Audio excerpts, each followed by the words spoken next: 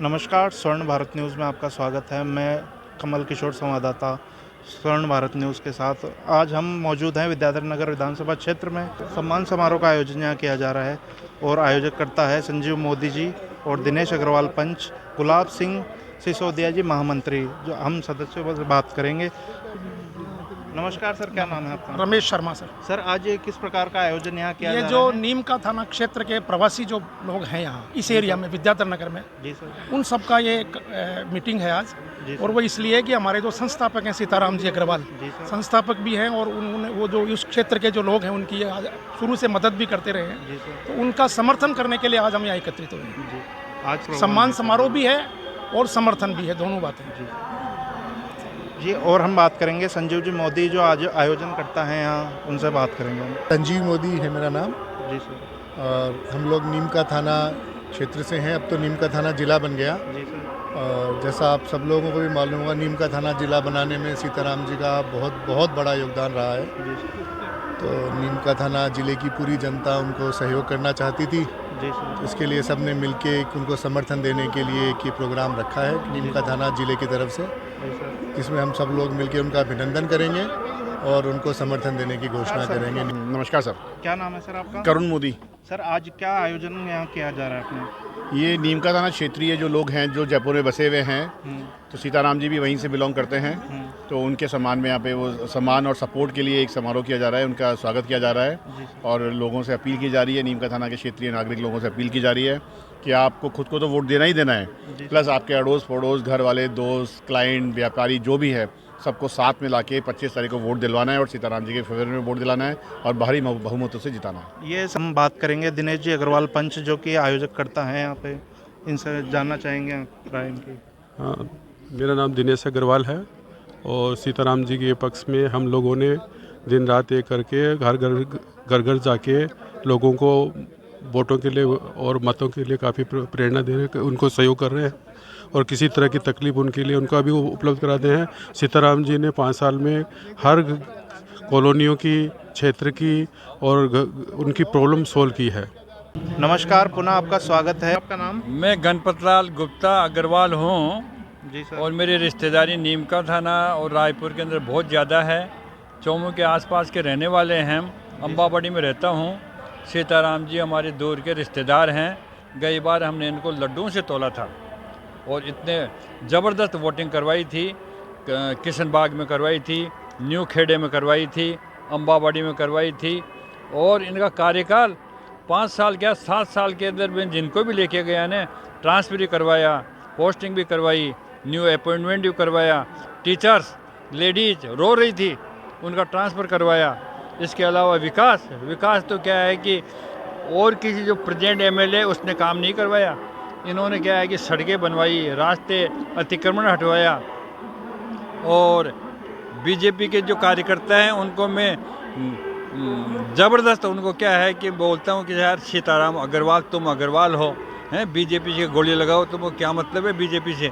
जिस तरह देखा जा रहा है अग्रवाल समाज पूरा सीताराम जी के साथ लगा हुआ है। जी, आपका नाम sir? Gulab Singh Sisodia, Vidyadhar Nagar block Congress committee महामंत्री। जी सर, आप भी पूर्ण तरह से सीताराम जी के साथ हैं?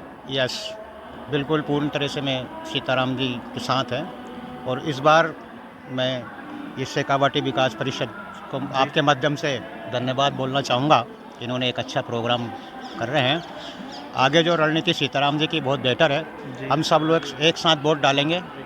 25 तारीख को मतदान 70% क्रॉस कर देंगे। चाहूँगा कि ये ऐसा जनसेवक है जो विद्याधर नगर के आने वाले भविष्य के लिए एक बेहतर विकल्प हो सकते हैं। और इसी को लेकर आज नीम का थाना क्षेत्रीय नगर परिषद ने ये सम्मेलन किया है कि नीम का थाना से कम यहाँ 8-9 हज़ार परिवार रहते हैं, तो उनका संपूर्ण समर्थन जनसेवक सीताराम जी को है। अब इनके सामने जो कैंडिडेट है वो राजा महाराजा हैं, वो कहाँ गलियों में डोलेंगे, कहाँ है। 5 साल में सीताराम जी ने गली गली घर घर जाकर लोगों के काम किए हैं। कि मैं उस धरती पे जन्म लिया, मेरा उस धरती पे जन्म हुआ। और जब मैं ये बुकलेट छपा रखी है उसमें मैंने लिख रखा है सीताराम अग्रवाल नीम का थाना वाले। अगर कोई बुकलेट है तो लेके आना, देखें रिगार्डिंग पड़ी होगी तो उस पर नीम का थाना। तो मैं जब चला जाता हूँ तो पीछे से आदमी आवाज देता है कि भाई साहब वापिस आना, आप नीम का थाना क्यों क्या। बोलता हाँ मैं नीम का थाना का हूँ। तो भाई जी मैं तो डाबला की हूँ जी। तो ये एक शब्द ऐसा लगता है कि हमें गौरवान्वित महसूस करता है और गर्व है। नीम का थाना, खंडेला और श्रीमाधोपुर 3 तहसील यहाँ पे इतनी सक्षम है कि एक विधायक तो किया, स्वामी तो MP बना के नहीं है। बहुत सक्षम उसमें है और मुझे इस बात का गर्व होता है। मैं तो आप लोगों से एक ही बात कहूँगा, क्योंकि मैं आप लोगों के बीच में कोई ये कहूँ राजनीति की बात चले या मैं वोट मांगूँ या वोटों की बात कहूँ, मुझे एक ही है कि केशव जी का आशीर्वाद है, धर्म जी भाई साहब बैठे हैं आशीर्वाद है, महेंद्र जी भाई साहब बैठे हैं आशीर्वाद है, मेरे बड़ों का सबका आशीर्वाद है और आप लोग सब मेरे साथी हैं, कुछ मेरे से युवा हैं। मैं एक ही चीज़ जानता हूँ कि अब इलेक्शन में बहुत ज़्यादा टाइम नहीं बचा, 2-3 दिन का टाइम बचा है। आप लोग एक संकल्प ले लें कि हमें सीताराम को विधानसभा भेजना है। नमस्कार साथियों, मैं स्वर्ण भारत न्यूज़ में आपका स्वागत करता हूं और इस समय हम विद्याधर विधानसभा क्षेत्र में आए हुए हैं, जहां से कांग्रेस प्रत्याशी सीताराम अग्रवाल जी उपस्थित है हमारे साथ। तो सीताराम जी ये बताइए, अगर विद्याधर नगर में कांग्रेस की सरकार बनती है और आप अगर जीतते हैं तो विद्याधर नगर में अगले 5 साल में आपकी क्या प्राथमिकता रहेगी? देखिए, मैंने विकास बहुत किया लेकिन फिर भी कुछ चीज़ें कमी रह गई जी। और वो एक सबसे बड़ी कमी है सैटेलाइट हॉस्पिटल, जिसकी विद्याधर नगर को पूरी आवश्यकता है और मैंने कई जगह कई प्लेटफॉर्म पे बोला भी है।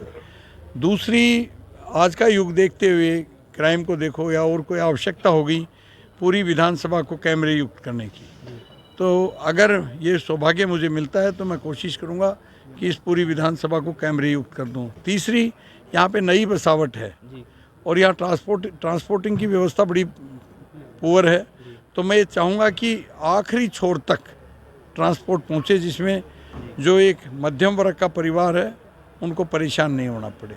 तो जिस तरह से पेपर लीक के मामले में युवा नाराज लग रहे हैं थोड़े कांग्रेस से, तो युवाओं को मनाने के लिए क्या क्या प्रयास करेगी कांग्रेस सरकार और आप? देखिए, ऐसा है कि वो विषय उनका ऊपर का है, इसके अंदर मैं तो अभी यार गर्भ में भी पैदा नहीं हुआ जी। अगर और पेपर लीक के मामले में गवर्नमेंट सीरियस है, ऐसा नहीं है सीरियस नहीं है, पूरी सीरियस है, कार्रवाई की है। जहाँ जहाँ जो कार्रवाई करनी चाहिए थी वो कार्रवाई हुई है। पेपर लीक सरकार थोड़ी चाहती है पेपर लीक हो, कौन से स्टेटों में पेपर लीक नहीं हुए। पेपर लीक एक बड़ा मुद्दा है, पेपर लीक नहीं होने चाहिए क्योंकि बच्चों की ज़िंदगी खराब हो जाती है और बच्चों की ज़िंदगी खराब होती है जब एक पेपर लीक होता है तो कितने हज़ारों बच्चे आंखों में आंसू लाते हैं।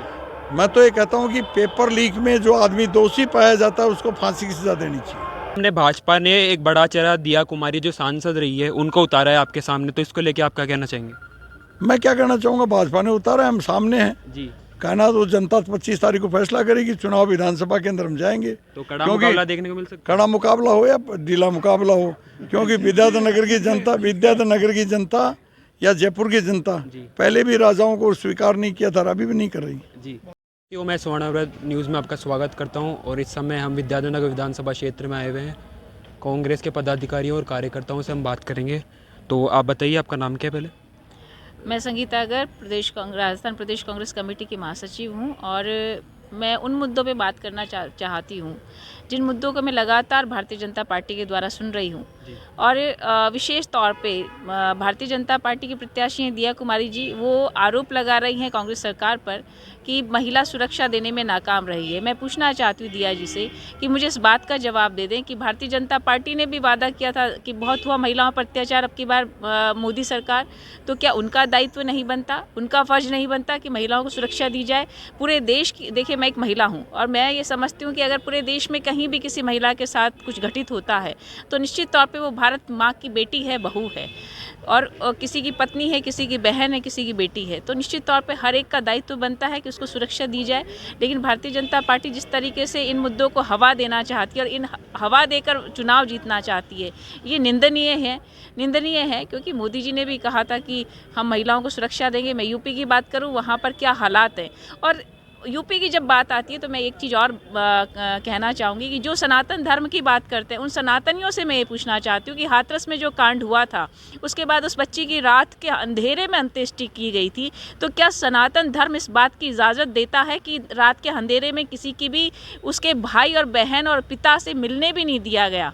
उसकी माँ उस तड़प रही थी अपनी बच्ची से मिलने के लिए, उसका भाई उसको मुखाग्नि देने के लिए तड़प रहा था, लेकिन प्रशासन के द्वारा रात के अंधेरे में उस बच्ची की अंत्येष्टि करा दी गई। तो क्या आपका सनातन धर्म ये है? मैं कहती हूँ ये ढकोसले वाले सनातन धर्मी हैं। हम लोग सच्चे सनातन धर्म हैं जो सनातन धर्म का पालन भी करते हैं, और हम लोग पूजा पाठ करके दिखाते नहीं कि हमारी आस्था किसमें, हमारी